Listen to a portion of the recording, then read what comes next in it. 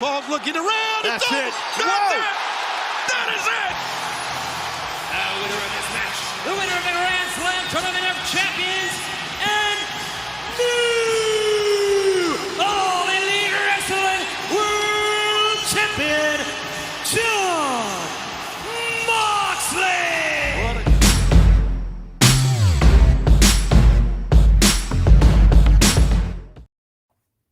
Welcome in to GKW. This is Good Karma Wrestling. I am along with Brian Rowitz. Jay Hood is off this week, although he may jump in a little bit later. It's really where we have to start with Good Karma Wrestling here this afternoon and this evening is last night. We have to start with the unbelievable show. It was a great show. I enjoyed it. We talked about it. If you want more of an in-depth breakdown of everything that happened last night at Grand Slam, make sure you download the podcast that we did after last night. So taking a look, Brian Rowitz is going to be joining here shortly. He's currently frozen, trying to figure out a way that, we're going to get Brian on here shortly. But we're at a point now where Jon Moxley is the new 3-time champ in AEW. And he's crowned last night. So where we're going to start the show is, what do we want to see out of a Jon Moxley run? And we've seen 2 other runs with him as AEW champ. And we now with Mox as AEW champ. And the second run, we've talked about it here on GKW. The second run, it was just, it was filler. Like, we knew CM Punk was coming back. We knew, so you couldn't tell any meaningful stories. But where we start tonight, Brian, with GKW is, what are we expecting? What do you want to see out of title run number 3 of Jon Moxley? Yeah, that is the weird thing that we are acknowledging. Like, hey, it's 3 runs because are we counting the interim and that sort of stuff? But, like, I agree with you. Like, it feels like for a while there haven't been those great world title storylines. Because even with Hangman, one of my big things was there wasn't that memorable moment. And part of that was because the chase was so damn good. The payoff was so good that once he got to the top, there really wasn't anywhere else to go. So I think right now in AEW, like, they are lacking outside of MJF those major heels. So, like, I do worry about that, but I also feel like if they're going straight into MJF and Mox, you got to give it to MJF the first time around. So I keep going back and forth on this. If they dive right into MJF, do you have to give it to him? Will they give it to him? Because I don't know if I'm willing to put championship on him. And this is why MJF is so good. And this is why we love MJF, because we don't know what's a work, we don't know what's a shoot, right? Like, so maybe he's just the best worker of all time. We're all getting worked. Like, this whole damn thing has been a work. Him going away, coming back, like, just builds up the popularity for MJF. Maybe this was just genius by everyone. It's more likely a shoot that's been turned into a work. I don't know, though, for sure. So if, let's just say that there are real life issues there with MJF and AEW, and he wants more money and he keeps talking about being a free agent, I'm not willing to put that, much like WWE wasn't willing to put on the world championship on CM Punk over a decade ago at this point, or about a decade ago at this point, until he signed that contract extension. I don't know if I'm putting on the championship on MJF unless I get that contract extension, because I just feel like I'm rolling the dice way too much if I put the belt on someone who has been so anti-AEW. Yeah, in character. Of course, I get that, but, like, think of the buzz. Like, think of the intrigue around that, because there's going to be the storyline right now with Mox is he's the face of the company. He's taken the company on his back, said, hey, I am your leader. Follow me. Give me the title. Let's go. MJF is the world champion with faces chasing him, with faces trying to say, hey, you little, whatever, like, you're not going to take this from our company. That's a hell of a story for a whole year. Like, with Mox, with the lack of heels, so I'll go this way. If it's not MJF, where are they going? Well, I mean, Hangman reportedly is going to be getting a title shot here because they taped Rampage last night. Spoiler alert, I guess, if you haven't seen that yet. My bad. I apologize for that. If you were waiting to watch the 2-hour Rampage, he won their Battle Royal to get that title shot. So he'll get a title shot in the future. Obviously, you don't need a storyline for that. So I wonder if they end up just kind of doing another series of more or less open challenges for Mox, where he's defending it on Dynamite, 3 out of 4 weeks of the month, and just kind of keeps doing that to bide time until they get to MJF. But that because, like you said, there's no heel, there's no storyline, and the only other storyline that I guess I came up with in thinking about what I want to see, like, do we see more infighting within the BCC, which hasn't lived up to its full potential for I think that to feel anything at this point, and part of that's because of all the injuries. So, they didn't really get to build up the Blackpool Combat Club, maybe like they were going to originally, just because you had the injury to Danielson, you had the injury to Punk. So Mox ends up being champ, and you're not able to kind of tell the stories maybe you wanted to with BCC. So like Danielson or Claudio getting jealous and kind of turning on Mox, that's about the only thing I could come up with at this point. So I'd be into that. I mean, the names I wrote down, I came up with 4. I think, because they haven't really figured out what to do with him yet. Miro, like, let there be some story. I don't have a storyline, but like, let those 2 work, and then you get one hell of a pay-per-view main event. Like, those 2 in the ring, they will go. I think it'd be great. I guess I also trust like the both of them on the microphone that they'll make it worth it for 100%. And like whichever way they do it, like, that'll be good. Brody King, I think, is a star. Maybe he's not ready yet for this moment, but I think there could be something there. And then the other 2, we saw him drop the tag belts last night. If they're going down that heelish route, is Swerve and Keith Lee. Finding a way to elevate those guys to the next level, Mox will be the guy that can take them there to where they don't have to win the title. You don't even have to think they're going to win the title, but you can get a hell of a program with either them and Mox. The problem with all this is that MJF just lingers over it all. Correct. Right? Like that's the issue they kind of have right now is MJF with that chip, much like he was. Not even metaphorically, just literally, above the match, constantly cutting to him and his reactions of everything that was going on with Danielson and Mox. Like, he's always hanging around. So what do you do with MJF in the meantime? Like, do you feed him Claudio? Do you feed him?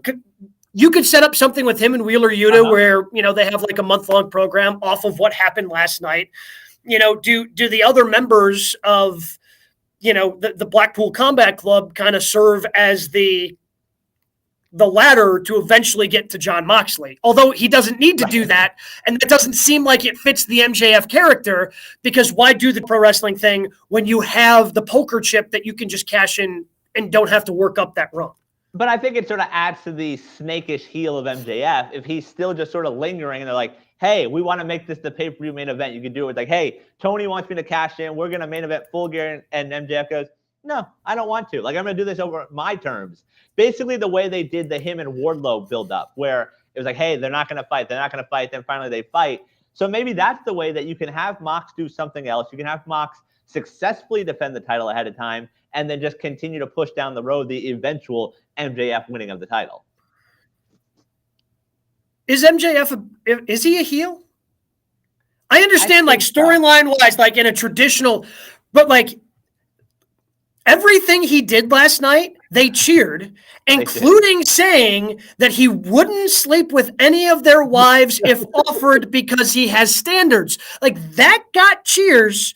The only thing that got him boos was pushing down Tony Schiavone. Like, that's the only thing that MJF could do last night that would get the crowd to, and it wasn't even like a hearty round of boos. It was just kind of a smattering. So it wasn't even like the crowd 100% turning on him. He was about, 60% turning on him. But like, that's pro wrestling. I think one of the reasons MJF stood out for so long is because he was the best heel in all of pro wrestling. He actually had people hating him. He had people booing him, but now he's more in that like grayish heel that we see so often. I mean, even in the women's division, like Britt Baker is a heel, but the crowd's going to DMD with her. And like, you have stuff like that. So I think he is overall a heel, but not as far to the one side as we've seen in the past. So what if you actually turn this thing on its head to make it last as long as you can, where MJF is the one playing hard to get because he does have that championship cash in. So Mox, even though he's the champ, still ends up chasing MJF because he wants to take down MJF because he's been anti-AEW. He's Mr.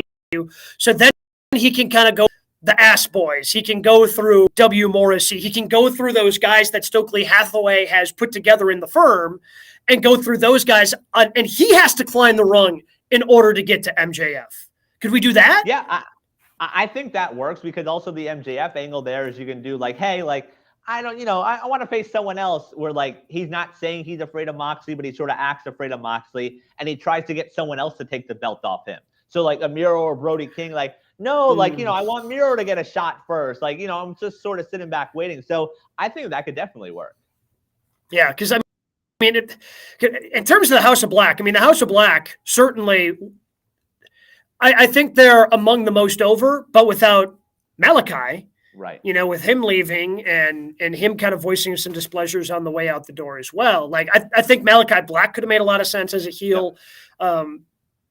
Going after the championship, because they just don't, other than the Jericho Appreciation Society, right? Like other than that, and I'm starting to kind of get sick of the BCC versus JAS kind of background stuff that they've been doing for, I don't know, about half the year now. And we've seen Jericho and Mox for the title already. Like that's already been a thing. Don't need to see it. Don't need to see that again.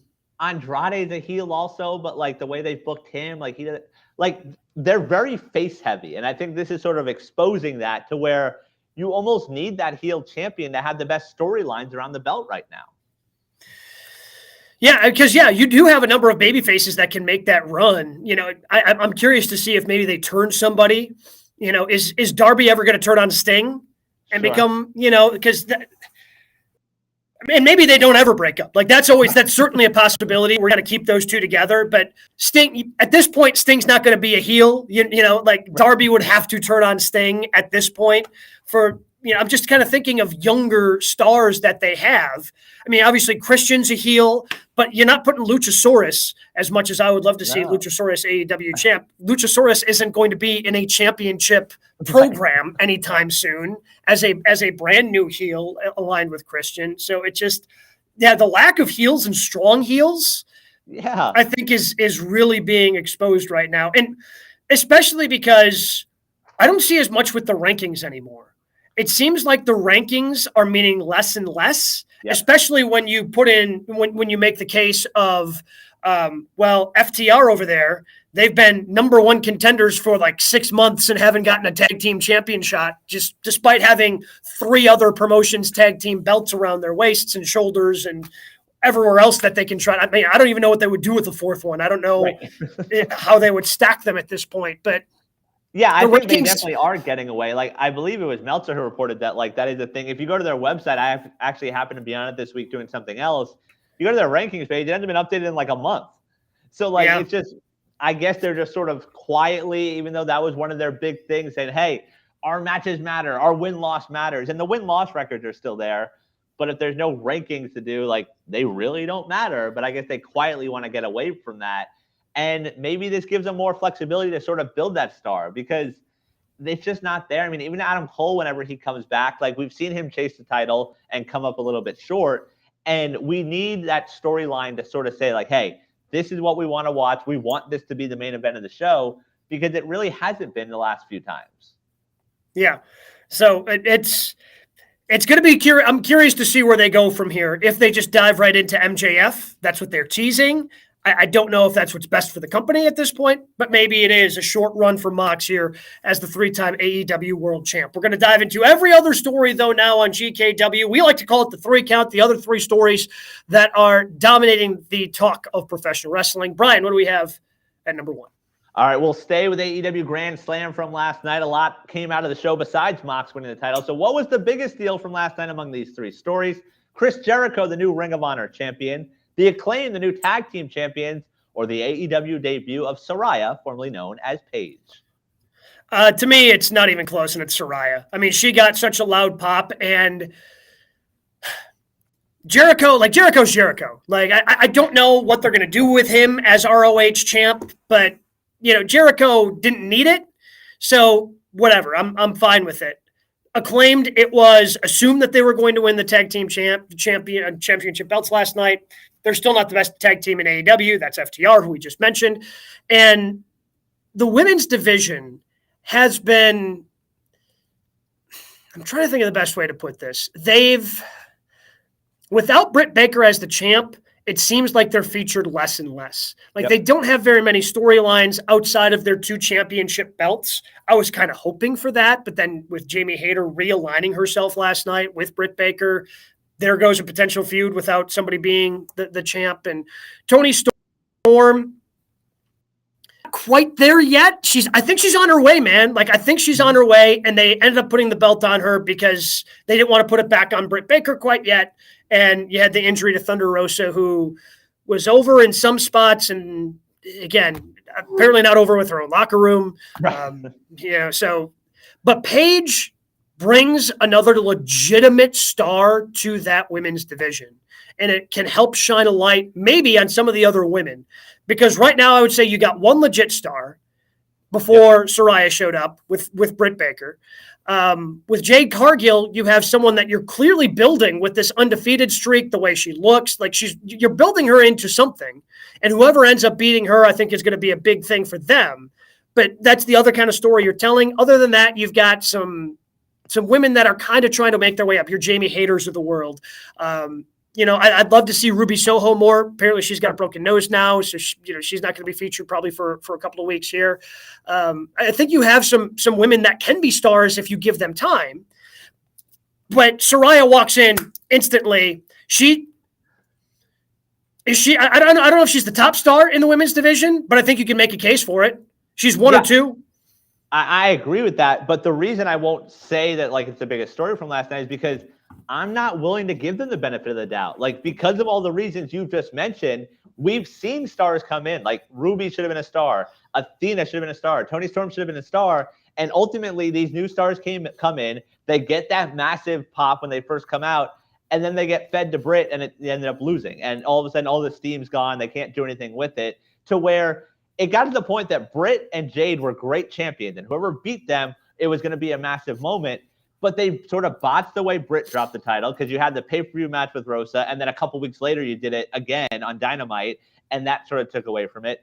There's no one on the roster right now that almost deserves to beat Jade, even though she's green and raw. Like, there's not anyone storyline-wise that's been built up there.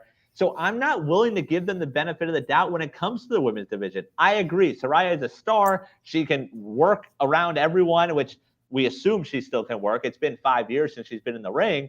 But I'm not giving them the benefit of the doubt they're going to book her correctly.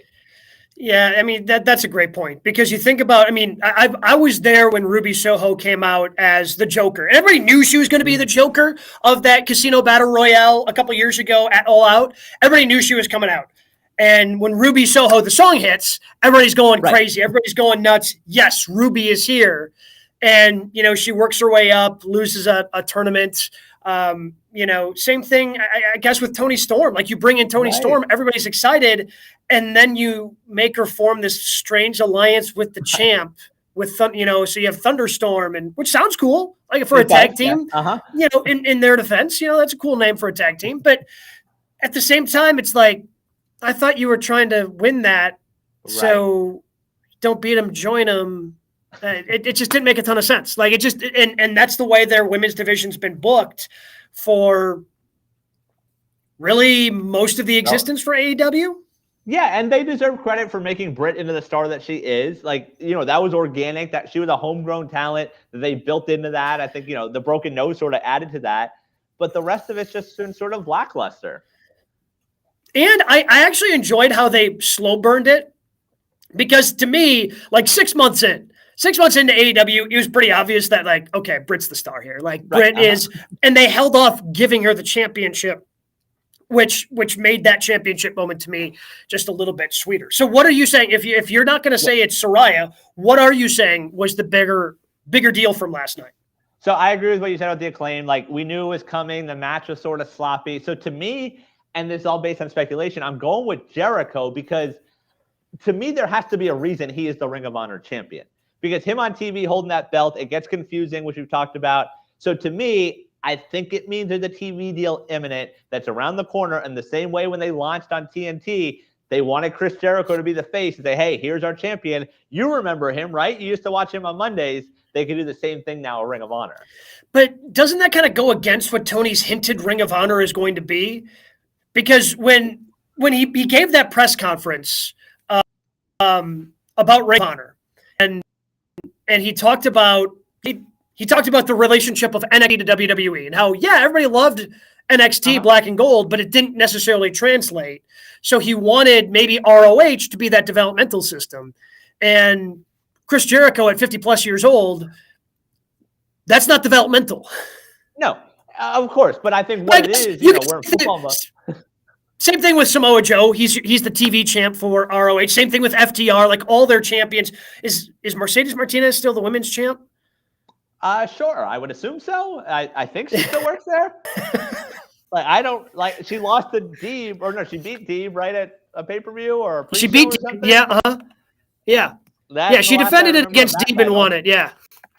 Okay, so I guess, but to me, we're in football mode. Jericho as champion is that veteran quarterback, and then you have the rookie quarterback ready to go behind him. So you put Jericho out there for a month of ROH TV as a sports entertainer that's holding this title that's supposed to be a prestigious wrestling title.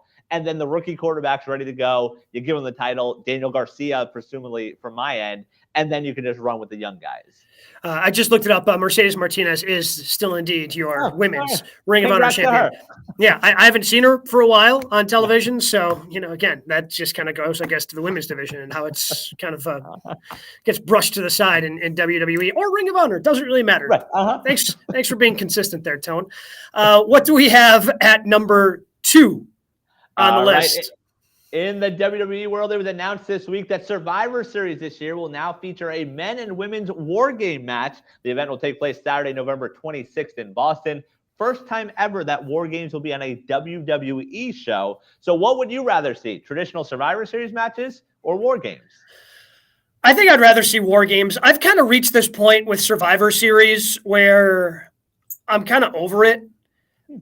Before they did the brand split, I think I can actually point to the moment where I got over it, was when Dolph Ziggler was the last man he was the last man standing. You thought maybe that would lead somewhere, and of course it didn't, because that's just the way Dolph's career has gone in WWE. Unfortunately, he gets super over, and then Vince decided that he was too small or whatever. I don't know what he did about Dolph, because there have been a couple of times where Dolph Ziggler's been super over and they just don't do anything with him. The first time he got hurt, so he kind of got forgotten about, unfortunately, after he cashed in that Money in the Bank, 11, 12 years ago, whatever it was.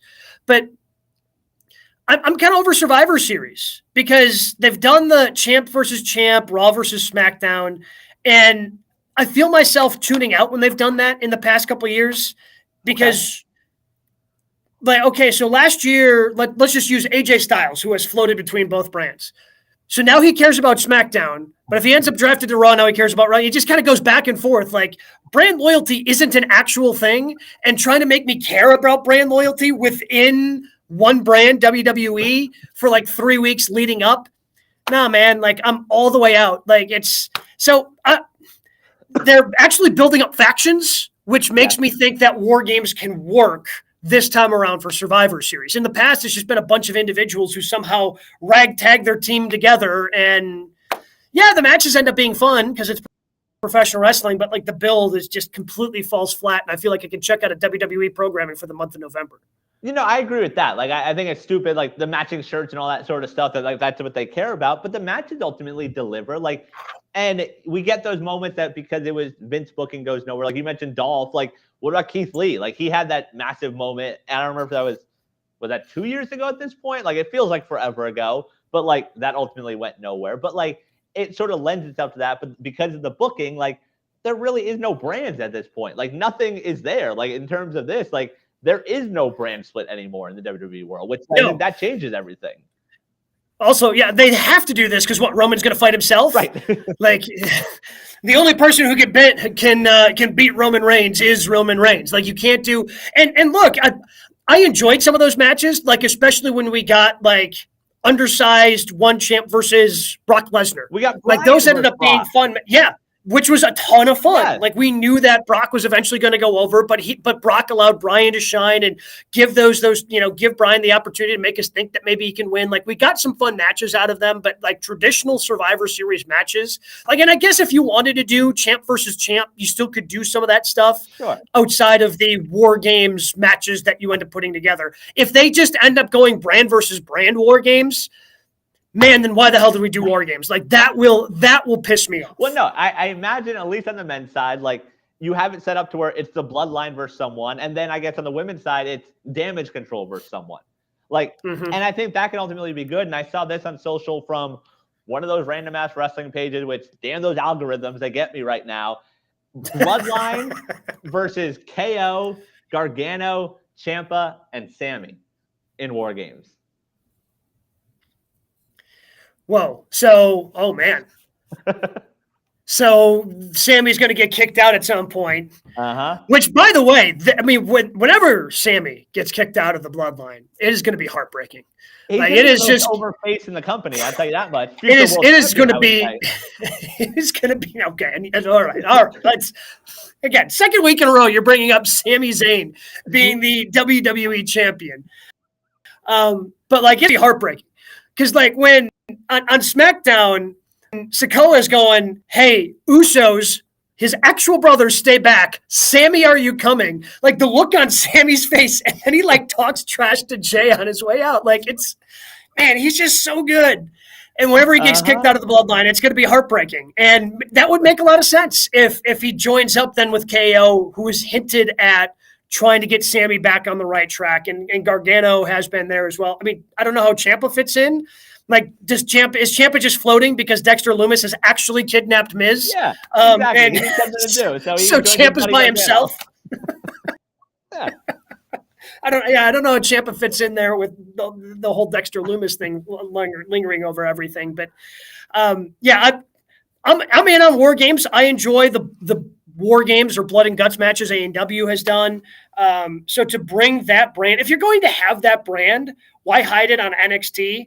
Bringing it and highlighting it, to me, makes Survivor Series actually rise to the level of one of your big, for them, 4, sometimes 5, depending upon how you feel about Money in the Bank.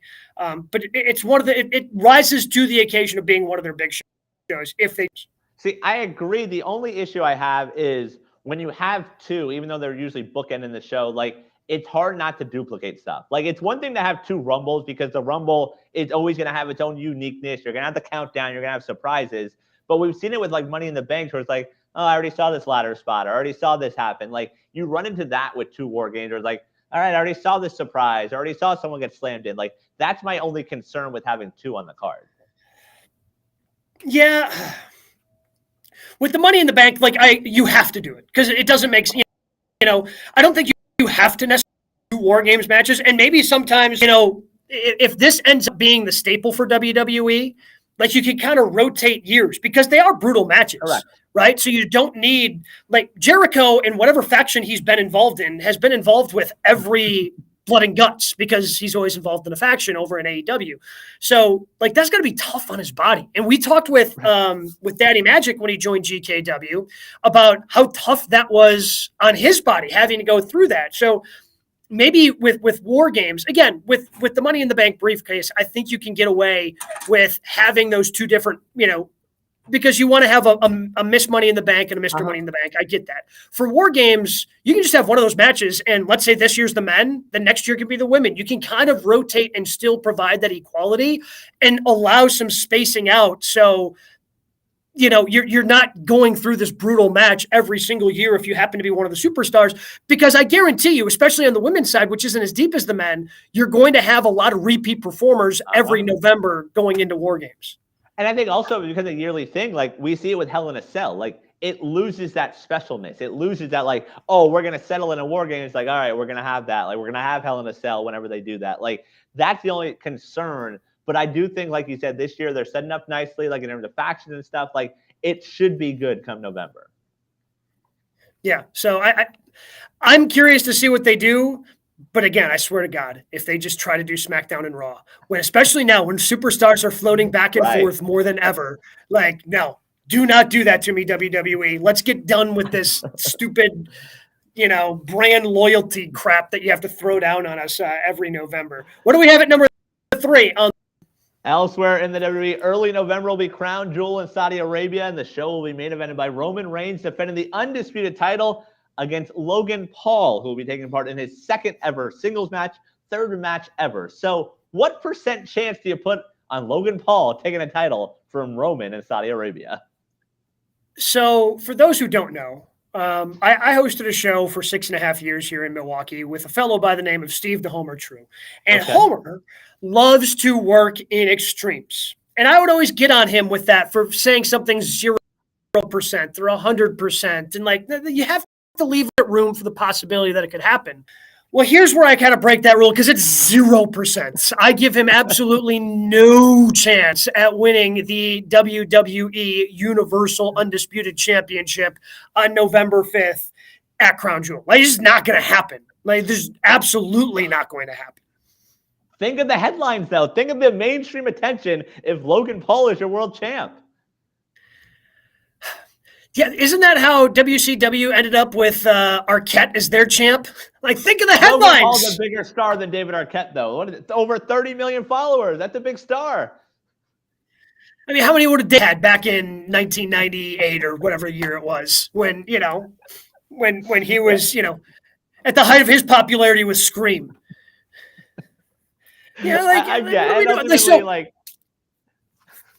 God. You ready for this? Okay, so Bet Online has odds out for this match already. Again, it's not until November 5th, but Bet Online.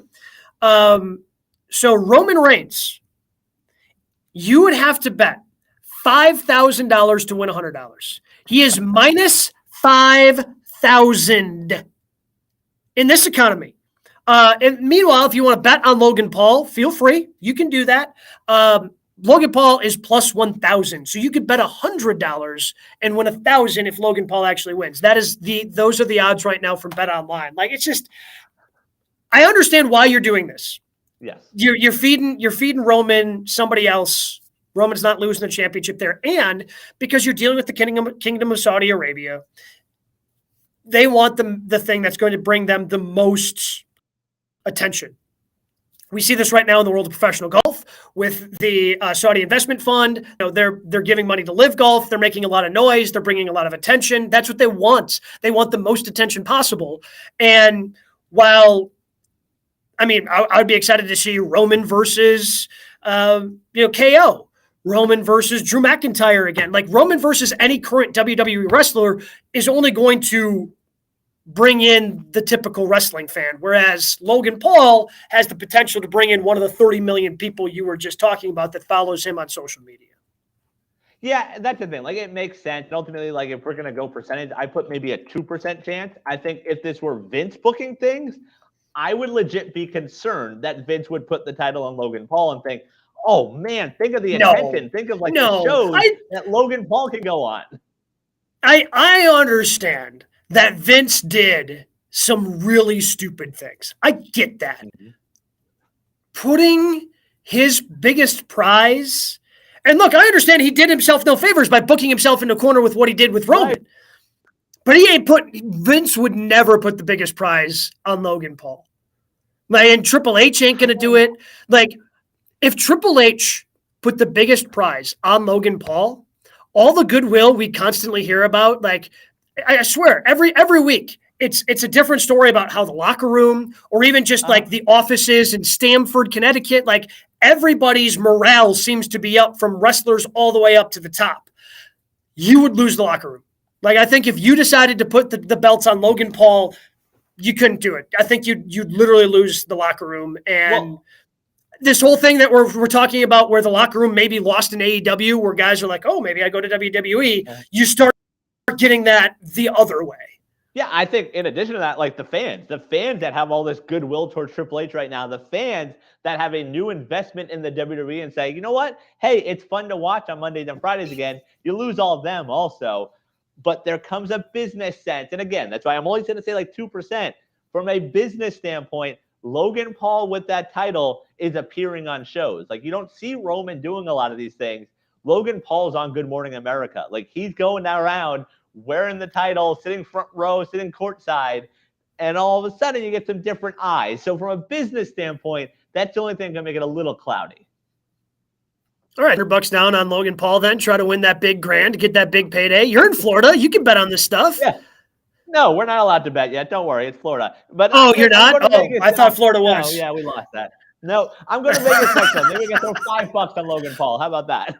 Okay, there you go. Yeah, okay. At least as long as you're willing to spend some of your own money to bet on Logan Paul, then I'm going to buy your 2% because I am still at 0%. He is not walking and I guess that's the problem, and it makes it for me as a wrestling fan I don't have to watch it live. I'll probably watch it back because it's always on, in the morning. I'll probably have something else going on, and okay, I'll just go back and watch it whenever I have an opportunity to watch it because it'll be a Saturday morning. But because I know there's not a chance of Logan Paul winning, I don't feel like I need to watch that live and feel that whatever it is to be felt when Roman finally does drop one or both of his belts. Yeah, no, I agree with that. And I think that show is almost like a throwaway show where they're no, watch it. It's a premium live event. But ultimately it's whatever. And they're in a weird place right now with their pay-per-view schedule. Extreme Rules is in a few weeks. They're going to have 2 in November. Survivor Series is end of November. There's nothing in December this year.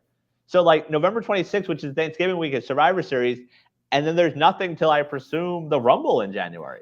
Day one. No, they've got day one. Day one is back. Gotcha. Okay. So at least they have that, I guess. Yeah, they've got day one, which I think is going to be one of their, again, consistent New Year's, which is interesting that you want to go up against college football like that, but they seem to like what they had last year, and they're going to do it again this year. That's probably a non-Roman show. Oh, without a doubt. Yeah, no, I can't imagine. With the Royal Rumble coming up at the end of the month, no, you think Roman's going to appear on 2 pay-per-views in the same month? Come on. No, not with his what he's got. What else do we have this week, Brian, in the news and notes section? All right, we got plenty going on. Speaking of WWE, there's been a lot of hit dropping the last few weeks. The White Rabbit song has been playing at live events and during commercial breaks. A QR code this past week, if you scan it, has a game of Hangman, and the number's 923, which a lot of people leading to tomorrow, which is September 23rd, and maybe at 9:23 Eastern, maybe a surprise on SmackDown tomorrow. So that was because they kept flipping back, right? So at the end of the video, if you scan the QR code, or I can't remember what the link is that WWE has out there. You could find it on really any wrestling website you go to at this point. But it would flip. It had the White Rabbit where it said 9.23. And then it would flip over to the right side of the number. It would say 9 with the :23, presumably representing 9:23 tomorrow, which honestly, this better be Bray Wyatt, first of all. It better be Bray Wyatt, especially after Saraya debuted last night. Yeah. Can you imagine, it's not somebody like Bray Wyatt and it's just going to fall flat after what AEW just did last night? You can't have that. So it better be Bray Wyatt. Second of all, I kind of like this build. I kind of like the way they've teased this. To do it at house shows. And to me, it brings more value to house shows, which I already enjoyed going to because you don't have to sit through the commercial breaks. It's like going to a pay-per-view. It's just pure wrestling. It's just a great night of fun. I love going to the house shows when they're in town. So it gives the house shows more value. Now, something other than, I know Vince would be like, anything can happen at these live events when somebody would drop the U.S. title once every 5 years at Madison Square Garden. But this actually gives actual value. You pay attention to them. They pay off. And they not having it shoved down your throat the way that Emelina, for whatever reason, is the first one that comes to my mind because that also fell so flat on its face. But it's a lot more subtle, leading to something that could be really cool and you're anticipating and have to watch tomorrow night on SmackDown. Yeah, it's not, you mentioned Emily, it's not Veer. We're not seeing packages every week. And it's having fans do a little bit of the work, which is nice. And we talk a lot with AEW about how maybe it's a little too inside. I don't think everyone's scanning that QR code. I don't think everyone's, searching through social media trying to find these clues. If you want to, you can go down that path and it's a fun game. But even if you're not, if Bray Wyatt appears tomorrow at 9:23 Eastern, I assume, because we work in the Eastern time zone. Yeah, if he appears at 9:23 Central, SmackDown's over. That's not good for anybody. Good point. So he's there. Even if you haven't scanned QR codes and find clues and this and that, you're still excited to see Bray Wyatt. If it's someone else, then all of a sudden it's that disappointment. It's that thing I always feel bad about, that WWE gets all this crap of not delivering, even though they haven't promised a damn thing. Like, we all assume it's Bray Wyatt, and if it's not, it's like, oh, how did you not give us Bray Wyatt? It's like, we never said it was Bray Wyatt. So, like, that's the weird part. But I assume it's Bray Wyatt. But that's the tough part of having debuts in 2022. Right. Like, that's the tough part, because everyone's going to draw their own conclusions and come up with their own assumptions about who is going to be showing up, which is why, you know, I kind of enjoyed the way that Johnny Gargano made his comeback after being gone for 9 months. He just showed up, and that's super exciting. So anytime you start teasing to someone, and because the last time they teased, we all assumed who it was, and we ended up being right. with Cody Rhodes at WrestleMania. Well, like, I'll ask you this. If it's not tomorrow, if it's just another clue at 9:23, are you disappointed? No, I don't think. I think if they, because something has to happen at 9:23. Clue, I'm cool with that. I'm cool with playing the game and continuing. But if they actually make a debut, which there kind of seems like you have to make the debut tomorrow night, it'd have to be pretty. There's another clue floating around. If you look at the match graphic for Rollins and Riddle for Extreme Rules, in like the back corner, there's a lantern. So like I've seen people magnifying that and saying, oh, is there something there? Is this where we see him in this match at Extreme Rules? So there's still some other hints sort of just out there floating around. Man, and again, like you said, that's what makes this so cool is it's not being jammed down your throat. Mm-hmm. Like, I know we're talking about it now, but like, if you want to follow, and trust me, there have been plenty of people that have been diving deep into this, trying to figure it out. And it's cool because it allows you to run wild with it if you want to, and you can ignore it and just go back to watching Dexter Lumis try to kidnap Miz again. And, you know, by the way, like, I love how like the commentary is just like completely cool with Dexter Lumis trying to come in right in front of them. Like, Corey Graves is the only one freaking out about it.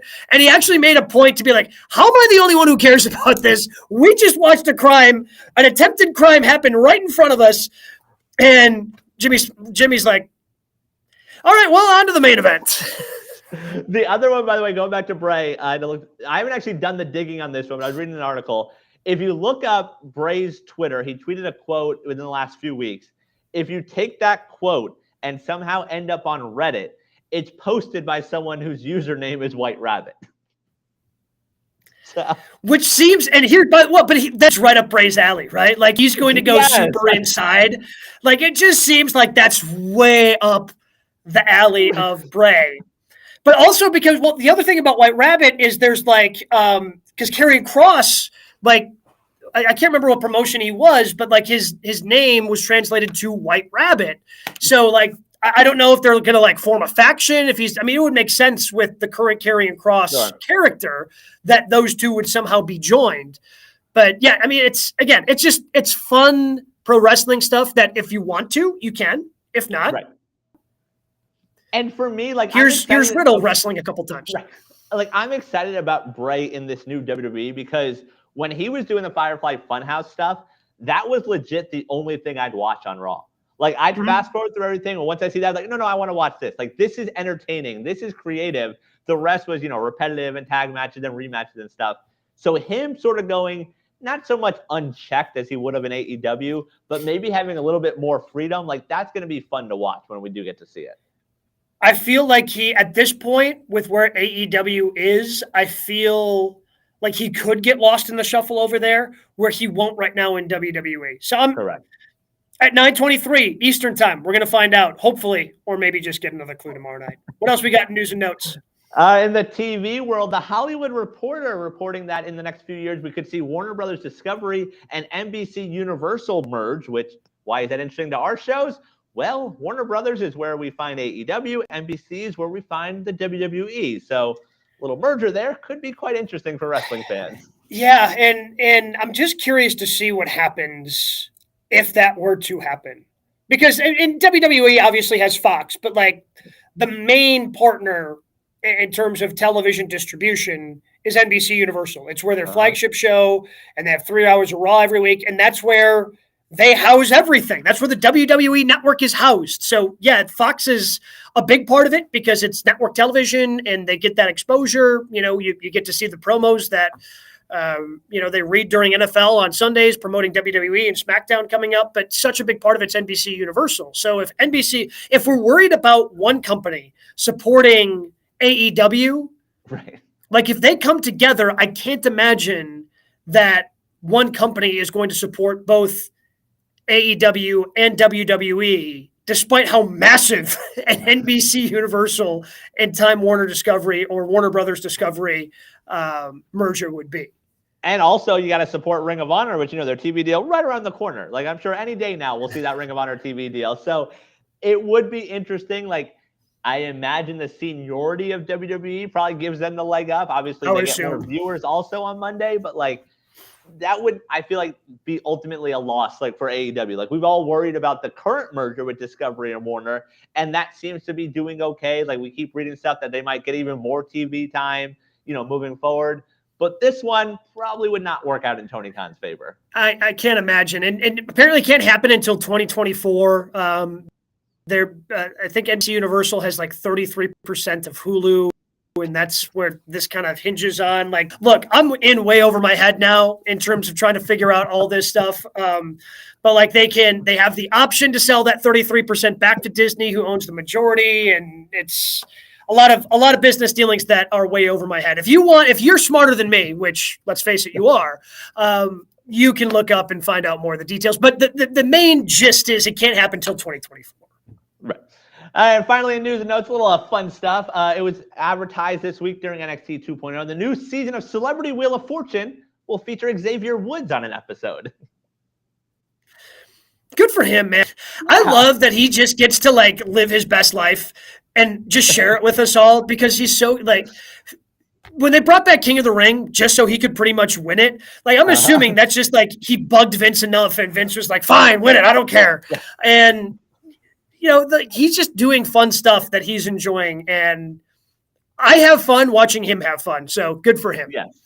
Yeah. So Celebrity Wheel of Fortune, we got to watch it. I think it's also cool from a WWE standpoint. Like, I feel like we don't get those moments as much as we used to, like growing up during the Attitude Era, where like The Rock is hosting SNL. Like that doesn't happen nowadays. So getting someone like him, who, like you said, is just fun to watch, have fun. Like it's pretty cool to see him get that chance. Absolutely. So what do you have for your match of the week? So I felt like this week wasn't as strong. Like we've had some weeks where it's like, okay, I got to sift through all these. Ultimately, I'm going to last night. I think Mox and Brian in the main event. I wanted 20 more minutes of that match. I think you could have cut some stuff from Dynamite, but I think those two delivered. It was fun. You didn't know who was going to win. And even the finish, like the fact that it wasn't the typical, like hit the finisher, end of match, like to win it with the sleeper hold, like you don't see that nowadays. And like, it was just fun match. And I think that was my match of the week. Yeah, I agree with you that was my match of the week. I do want to give a shout out though, because I thought that Theory versus KO for Monday Night Raw was really good. I feel like that match just absolutely hit everything that it needed to. It helped set up, Johnny Wrestling and KO next week going up against the Alpha Academy. But I thought KO is just delivering on every damn week right now on Monday Night Raw. And if you haven't been paying attention, man, you are absolutely missing out, because he is doing great work on Monday Night Raw, wrestling each and every week. And his match was Theory, who, by the way, can also go. Like, it was fantastic. Yeah, and I think that match sort of set that reminder where, like, we sort of forget that Theory can go. Like, I think because of the angle, because of the gimmick and stuff, like, you forget, like, hey, this kid can wrestle. There's a reason they wanted him at such a young age, the things he didn't evolve. And KO, obviously, like, I think he could do that with a broomstick. But you put him in there with a guy like that, and like you said, every Monday, like KO is must-watch TV, and I love seeing him get that spotlight and a chance to shine. Yeah, so that's the only other match that I feel like deserved a shout-out that was kind of on that level. But yeah, otherwise, other than that, I mean, maybe you get something this upcoming Rampage. I'm guessing something hits there, but because they're going to have a lot of wrestling, but that's not until next week. And then also you have tomorrow a tag title match, like. I don't think the Usos drop it, but for whatever reason, Monday, like seeing Pete Dunne and Holland, like out there, Ridge Holland. those two all of a sudden, like that was the first time we're like, you know what? those guys could be tag champs. Like, we've talked a lot about how there's no one to beat Roman. It's the same thing with the Usos, where like we don't really have that obvious chance. I think those two, not tomorrow night, but those could be guys that ultimately win the tag titles. Impromptu question: who drops their championships first, the Usos or Roman? Ooh, I'm going to say by hours, the Usos. I think at this point, everything's going to Mania. Like, you're not dropping anything till Mania at this point. But the fall of the bloodline is going to be the fall of the bloodline, right? Like, it's not, you don't think it's going to be a slow bleed like the Usos drop them at the Royal Rumble. No, I think so just like a slowly bleeding of them out. Yeah, I think you do it at Mania, like literally. I mean, if to book it out right now, like KO and Sammy win the tag titles, and then like, Cody wins the title that night or something, or maybe Roman has one left by the end of the weekend, and like that's the only thing they're holding on to. But like, that's the only thing I can sort of see at this point. But there isn't that obvious team that beating the Usos, like, oh no, they deserve to be the next champs.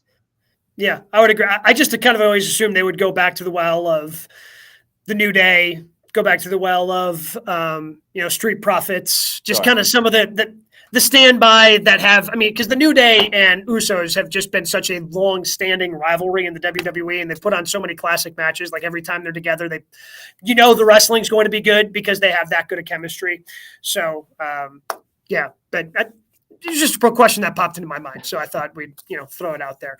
We certainly missed Jay Hood tonight, and we'd let him out early. He'd be able to have plenty of time to be able to find impact.